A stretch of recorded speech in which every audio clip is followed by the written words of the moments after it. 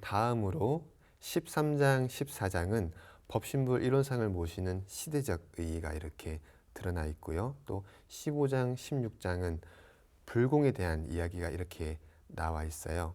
그런데 우리가 이 불공은 진리불공, 사실불공이라고 하는데 요 내용을 또 우리가 공부하려고 하면 시간이 많이 걸리다 보니까 오늘은 진리불공과 사실불공이라는 게 있다. 이 정도로 이렇게 하고 다음 그 17장으로 한번 또 넘어가 볼까 합니다. 네. 그 17장으로 넘어가 보면 심고에 감흥되는 이치에 대해서 이렇게 나오는데요. 혹시 심고를 모셔본 적이 있으신가요? 사실 아침에는 좀 이제 일어나기가 좀 힘들어서 네네. 오시기는 좀 힘들고 이제 네. 저녁 심고는 이제 9시 반에 되도록이면 이제 하려고 하고 있어요. 대단하시네요. 저녁만이라도 이렇게 챙겨서 하시는 거는 굉장히 대단하신 겁니다. 그 이 17장 말씀에서도 나와 있듯이 심구하는 어떤 시간과 형식이 중요한 것은 아닙니다. 앞서 말한 그 심구하는, 기도하는 그 마음이 중요하다는 말씀을 여기서 해주고 계시죠. 어떤 마음으로 해야 하는가? 일심이라고 이렇게 말씀을 해주고 계세요. 일심은 우리 마음의 본래 마음 바탕, 청정한 그 자리, 이론상과 같은 마음, 그렇기 때문에 둘이 아닌 마음이기 때문에 일심이라고 이렇게 하는 것인데, 우리는 보통 조금 오해를 하는 경우가 있어요. 뭐냐면 몰두해서, 몰입해서 이렇게 올리면 그게 일심이 아닌가라고 오해하는 경우가 있는데, 집착하는 것하고는 다른 거죠. 우리의 본래 마음 바탕이 드러나고 그 바탕을 놓치지 않는 마음으로 심고와 기도를 올리는 것이 바로 일심입니다. 아, 그게 일심이었군요. 저도 집중해서 이제 일심을 챙겨서 심고를 잘 해보도록 하겠습니다. 네. 다음 18장을 보니 6대 강령이라는 말이 나오는데요. 왠지 이게 핵심 내용일 것 같다는 생각이 드는데 맞나요? 네, 맞습니다. 또 포인트를 잘 잡으셨네요. 네. 여기서 6대 강령은 우리 사람이면 누구나, 최민교도 마찬가지고 저도 마찬가지고 세상 사람 모두나 세상을 살아가기 위해서 필요한 6가지의 큰 강령이 필요한데, 그것을 무엇이라고 하셨냐면 몸에 있어서의 3가지 강령, 이 육신을 살아가게 하는데 3가지 강령, 그리고 정신, 건강한 정신을 가지고 살아가는 데 필요한 3가지 강령이 있다는 말씀이시죠. 육신에 있어서는 우리가 필요한 것은 의, 식, 주가 필요하겠죠. 그러면 정신에서는 무엇이 필요하냐?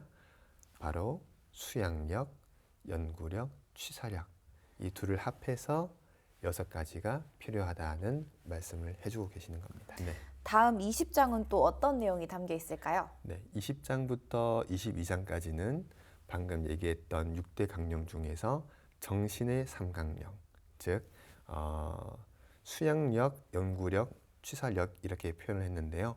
여기에서는 일심, 아르마리, 실행 이렇게 또 표현을 해주셨어요. 같은 말이지만 조금 다른 표현이라고 생각하시면 좋을 것 같아요. 이 일심, 아르마리, 실행, 수양력, 연구력, 취사력, 이것을 공부했을 때의 효과, 아까 의식주를 구할 수 있는 힘이 여기서도 나온다고 말씀을 드렸는데, 이 마음 공부를 하는 것이 과연 이 실생활에 어떤 효과가 있는가 하는 것에 대한 대웅사님의 말씀이 담겨 있는 장입니다. 저희가 아쉽게도 시간상 교의품 39장 중 1장부터 22장까지만 보았는데요. 엄청나게 많은 내용들이 또 담겨 있었어요. 맞습니다. 그중 가장 핵심인 법문을 뽑아 오늘의 아까 교무님이 말씀하신 법문 돋보기 시간을 통해서 공부해 보도록 하겠습니다. 네. 오늘은 교무님께서 앞서 약간의 예고편을 좀 많이 주셨죠? 네, 맞습니다. 우리가 오늘 공부할 내용을 3장에서 6장까지 공부를 해보려고 하는데요. 여기 안에 우리가 대웅사님께서 우리에게 가르쳐 주시고자 하는 교의의 핵심, 가장 종지가 되는 그 그 이론상에 대한 말씀이 여기에 가득 실려 있습니다. 한번 같이 공부를 해볼 텐데요. 3장부터 6장까지 길다 보니까 한 장씩 재민교우가 봉독해 주시면 거기에 대해서 같이 공부해보는 이런 형태로 가볼까 합니다. 먼저 한번 3장을 봉독해 주시겠어요? 네, 그럼 제가 한번 3장 봉독해 보도록 하겠습니다. 네. 광전이 여쭙기를 이런상과 인간과의 관계가 어떠하오니까 대종사 말씀하시기를 네가 큰 진리를 물었도다. 우리 회상에서 이런상을 모시는 것은 과거 불가에서 불상을 모시는 것과 같으나 불상은 부처님의 형체를 나타낸 것이요 이런상은 부처님의 심체를 나타낸 것이므로 형체라 하는 것은 한 인형에 불과한 것이요 심체라 하는 것은 광대무량하여 능히 유아물을 총섭하고 삼세를 관통하였나니 곧 천지만물의 본원이며 언어도단의 입정처라. 유가에서는 이를 일러 태극 혹은 무극이라 하고 성가에서는 이를 일러 자연 혹은 도라 하고 불가에서는 이를 일러 청정법신불이라 하였으나 원리에 있어서는 모두 같은 바로서 비록 어떠한 방면, 어떠한 길을 통한다 할지라도 최후 구경에 들어가서는 다 이 이론의 진리에 들어가나니 만일 종교라 이름하여 이러한 진리의 근원을 세운 바가 없다면 그것은 곧 사도라. 그러므로 우리 회상에서는 이 이론상이 진리로서 우리의 현실 생활과 연락시키는 표준을 삼았으며 또는 신앙과 수행의 두 분을 밝히었나니라. 네. 감사합니다. 여기서 광전이 여쭙기를 하고 했는데 네. 이 박광전 종사님이 어떤 분인지는 아마 다 아실 거예요. 대종사님의 아드님이시죠. 그러니까 아들이 아빠한테 여쭤본 거예요. 네. 이론상은 도대체 인간과 나와 무슨 관계가 있는 건가요? 이렇게 물어보시는데 그 답을 이렇게 자세하게 해주신 겁니다. 앞 한 줄 한 줄 이렇게 우리가 가면 더 좋긴 하겠는데 시간상 여기서 중요한 단어들을 한번 체크해 보면 어떨까 싶어요. 이 이론상은 부처님의 심체다. 그 불상은 부처님의 형체다. 이 여기서 이제 크게 구분을 해볼 수 있을 것 같아요. 형체라는 것은 말 그대로 드러나 있는 이 몸의 모습들, 형상의 모습들, 그것을 형체랑 볼 수 있겠고, 심체라고 하는 것은 이 마음의 한 뚜렷한 이 기틀, 이것을 심체라고 볼 수 있겠죠. 이것을 표현한 것이 바로 저 둥그런 이론상이다. 그런데 이 이론상은 어떠한 것이냐? 지금 앞서부터 계속 우리가 계속 반복적으로 이렇게 오고 있는데요. 공원정이라고 이렇게 또 세 가지 속성을 한번 표현해 보았고요. 지금 이야기 나누는 가운데에서도 그 본연 자리, 청정한 자리는 지금도 함께 하고 있죠. 그래서 고개도 끄덕이고 대화를 하고 있습니다. 이 청정한 자리를 한번 잘 살펴보면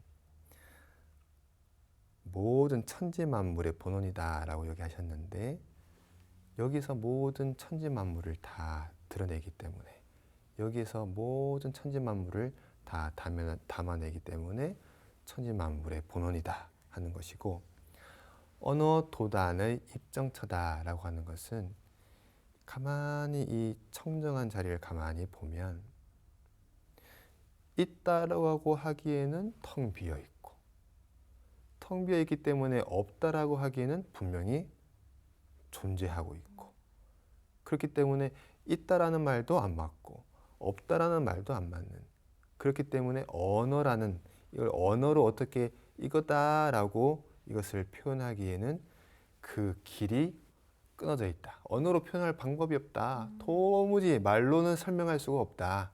그래서 언어 도단 그리고 입정처다는 것은 고요한 그 바탕자리는 고요하고 뚜렷하기 때문에 그렇기 때문에 입정의 자리다.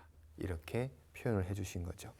그러므로 우리가 이 이론상을 밝히는 것은, 이론상의 진리를 밝힌 것은 결국은 현실 생활에 이걸 활용하는 방법을 활용하게 하기 위해서 이 마음의 속성, 본연의 속성, 그 공원정을 활용시키는 그 연락의 방법으로 이 이론상을 우리가 모시는 것이다. 그리고 이 방법에는, 이 이론상을 체득하는 방법에는 신앙문, 수행문 두 길이 나눠져 있다라고 이렇게 아드님에게 사랑의 마음으로 이렇게 전해주시는 겁니다. 되게 상세하게 설명을 되게 잘해주신 것 같아요, 아드님께. 네, 맞습니다. 대웅사님의 그 자비가 또 더 느껴지는 본문이기도 하고요. 이렇게 신앙과 수행에 대한 두 문을 밝혔다라고 이렇게 마지막에 말씀해 주셨는데 그 방법을 어떻게 밝혔는지 한번 사장을 함께 한번 볼까요? 네, 그럼 교무님 제가 또 사장을 한번 봉독해 보도록 하겠습니다. 또 여쭙기를 이론상의 신앙은 어떻게 하나이까? 대종사 말씀하시기를 이론상을 신앙의 대상으로 하고 그 진리를 믿어 복락을 구하나니 이론상의 내역을 말하자면 곧 사은이요 사은의 내역을 말하자면 곧 우주 만유로서 천지 만물 허공법계가 다 부처 아님이 없나니 우리는 어느 때 어느 곳이든지 항상 경외심을 놓지 말고 존엄하신 부처님을 대하는 청정한 마음과 경건한 태도로 천만사물에 응할 것이며 천만사물의 당처에 직접 불공하기를 힘써서 현실적으로 복락을 장만할지니 이를 뭐라 말하자면 편협한 신앙을 돌려 원망한 신앙을 만들며 미신적 신앙을 돌려 사실적 신앙을 하게 한 것이니라. 네, 재민교우께서 잘 읽어주셨네요. 혹시 이렇게 읽다가 뭐 딱 꽂히는 부분이 있었을까요? 저는 단어 하나가 딱 꽂혔어요. 네. 여기 읽다 보니까 경외심이라는 단어가 걸리더라고요. 네, 중요한 포인트를 짚어주셨네요. 이 신앙은 대웅사님께서 왜 하냐? 그 진리를 믿어서 복락을 구하는 길이다. 복과 낙을 구하는 길이다라고 이렇게 딱 정의를 해주셨는데요. 이 신앙이라고 하는 것은 여기에 핵심이 딱 담겨 있습니다. 이론상의 진리를 믿어서 복과 낙을 구한다. 근데 여기에 무엇을 그러면 믿느냐라고 이렇게 할 때에 나오는 것이 인과가 빠질 수가 없겠죠. 그럼 이 인과가 무엇이냐라고 할 때에 사은이라고 하는 우주 만유가 둘이 아닌 하나의 한 덩어리라고 우리가 앞서 이렇게 공부를 했는데 그것을 바탕으로 한 사은에 바탕하여 내가 지은 바에 따라 반드시 받게 되는 인과의 이치가 소소히 드러나 있는 그 진리를 믿는 것이죠. 네. 다만 여기에서 신앙을 하고 있느냐 안 하고 있느냐 하는 검증의 단어가 바로 이 경외심이라고 보면 좋을 것 같아요. 우리가 인과를 믿어서 그걸 그대로 실천하는 것이 신앙이라고 했는데 내가 지금 잘하고 있나? 잘하고 맞는 건가? 그 검증해 볼 수 있는 그 바탕을 경외심이라는 단어로 이렇게 제시를 해주셨어요. 경외심이란 공경하고 두려워하는 마음을 합해서 경외심이라고 하는데요. 반대되는 단어를 한번 생각해 볼게요. 경외심과 반대되는 것은 당연하게 생각하는 것. 네. 그리고 함부로 대하는 것. 이렇게 생각할 수 있을 것 같아요. 경외심을 가지고 우리가 대하고 있다 그러면 아, 내가 지금 신앙을 잘 하고 있구나. 그러면 이게 인과를 통해서 반드시 나에게 복과 낙을 가져다 주겠다. 이렇게 검증해 보면 될 것이고 반대로 내가 당연하게 생각하고 있구나. 함부로 대하고 있구나. 그렇다고 하면은 거꾸로 아, 이건 나에게 약간 불행의 요소로 다가올 수 있겠다. 이렇게 검증의 대상으로 생각해 보면 좋겠다는 거죠. 자, 그러면 이제 다음 장 5장은 본문도 길고 내용도 많으니까 한 줄씩 읽으면서 제가 한번 설명을 덧붙여 보면 어떨까 싶네요. 네, 좋아요, 교무님. 그럼 제가 읽을 테니까 교무님께서 필요한 부분 이렇게 끊어주세요. 네. 또 여쭙기를 이런 상의 수행은 어떻게 하나이까? 대종사 말씀하시기를 이런 상을 수행의 표본으로 하고 그 진리를 채받아서 자기의 인격을 양성하나니. 네, 이 부분을 한번 풀어보자면 앞서 이론상 이 진리의 내용을 공부의 표준, 공부의 방향로, 공부의 이정표로 이렇게 놓고 앞서 배운 청정한 바탕, 경건한 태도 이것을 놓치지 않고 확인하고 우리 인격을 만들어 간다는 그런 말이죠. 이론상의 진리를 깨달아 천지 만물의 시종 본말과 인간의 생로병사와 인과보응의 이치를 걸림없이 알자는 것이며. 네, 이 청정한 자리를 우리 가만히 살펴보면 여기에서 모든 천지 만물이 여기서 다 드러나고 여기로 사라집니다. 생멸, 우리의 삶이 여기서 시작하고 여기로 삶이 마칩니다. 생사, 아침에 눈을 뜨면 여기서 시작하고 여기서 살고 잠들 때 여기서 잠이 들죠. 꿈을 꾸어도 여기서 꿈을 꾸고 꿈을 꾸지 않아도 여기에 머물러 있습니다. 그렇기 때문에 우리는 늘 이 청정한 마음과 함께하고 있습니다. 내가 보고 듣고 생각하고 느끼는 이 모든 것은 이 청정한 데에서부터 비롯되고 여기에 바로 저장이 됩니다. 내가 생각하는 아주 단순하고 짧은 그런 내용도 내가 생각을 했다면 다 여기에 또 저장이 되는 거죠. 그렇기 때문에 조금도 틀림없이 인과가 한치도 오차가 없이 작동을 하는 겁니다.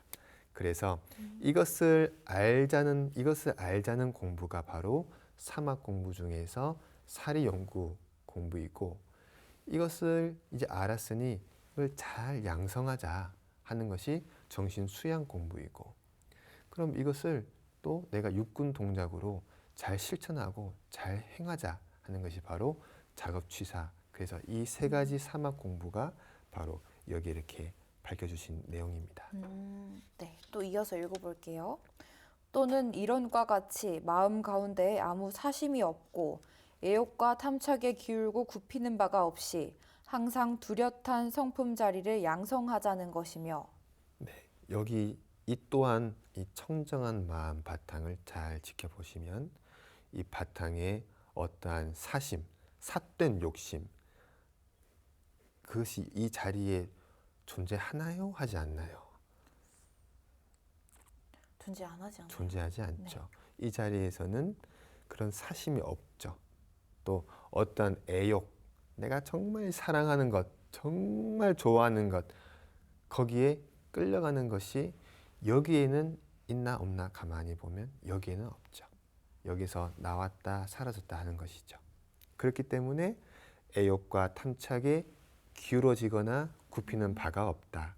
그래서 항상 우리는 이 뚜렷한 이 청정한 성품 자리를 우리는 양성하자는 것이다 라는 말씀입니다. 또는 이론과 같이 모든 경계를 대하여 마음을 쓸 때 희로애락과 원근 친소에 끌리지 아니하고 모든 일을 오직 바르고 공변되게 처리하자는 것이니. 네, 여기서도 이 청정한 마음을 놓치지 않고 그 마음을 써보는 겁니다.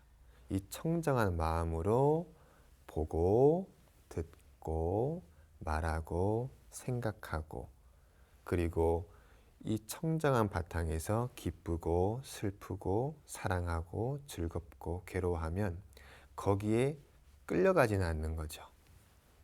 원근 친소가 존재하죠. 내가 좋아하는 사람은 가깝고 싫어하는 사람은 좀 멀겠죠. 존재는 하지만 거기 끌려가지는 않습니다.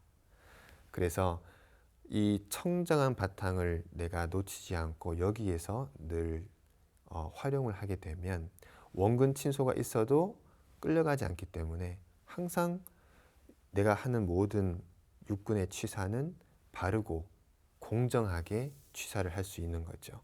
그래서 이러한 연습, 이 바탕을 놓치지 않고 펜을 쓰고 고개를 끄덕이고 바라보고 실생활에서 이 연습을 하는 것이 바로 작업 취사 공부입니다.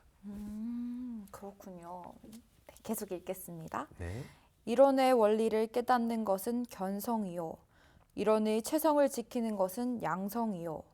이론과 같이 원만한 실행을 하는 것은 솔성인 바 우리 공부의 요도인 정신수양 사리연구 작업치사도 이것이요.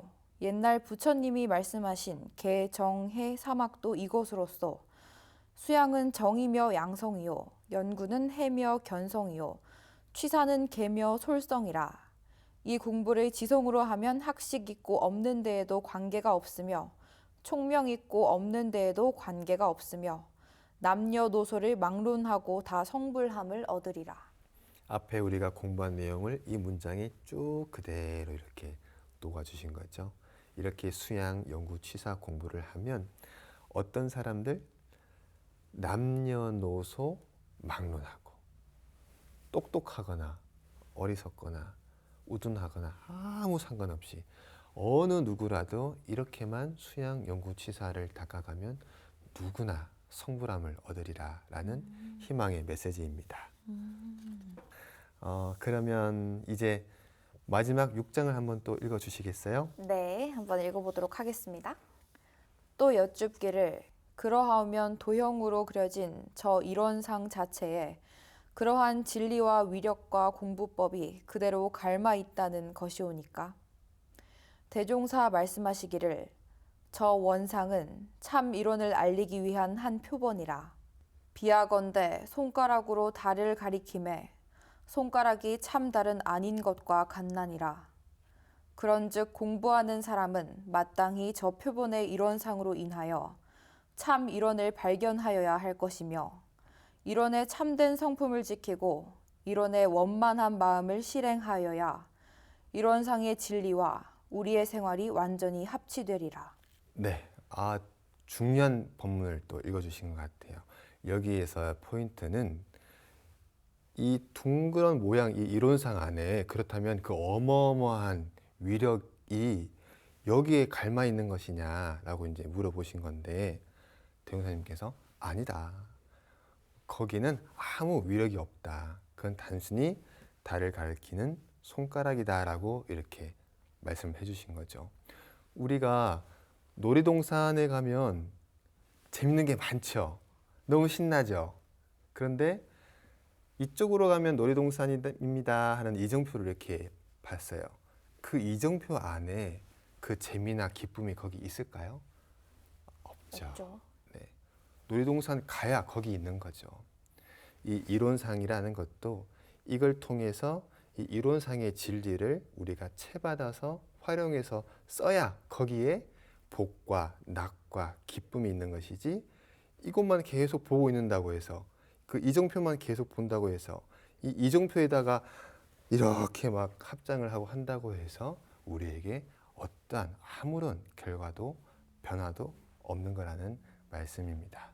따라서 우리는 이 이론상을 대할 때마다 이 이론상이 가리키고 있는 그 진리의 모습, 우리가 공부의 표준을 삼아야 할 그 방향을 늘 되새기라는 그런 본문이 되겠습니다. 네, 그럼 교무님이 말씀해 주신 대로 청정한 마음과 경건한 태도를 가지고 제가 계속 임해보도록 하겠습니다. 네, 좋습니다. 자, 교무님, 이쯤에서 오늘의 핵심 내용을 한 줄로 나누어 주신다면요? 이론상의 진리를 알고 양성하고 사용하자. 이렇게 요약해 볼 수 있겠습니다. 오늘도 교무님과 대종경을 공부하는 시간을 또 가져보았는데요. 어려운 교리를 또 이렇게 쉽게 풀어주신 덕분에 저도 이제 공부할 마음도 더욱더 생기고 이제 교리에 한 발짝 더 가까워진 것 같습니다. 교무님, 오늘 또 감사합니다. 네, 감사합니다.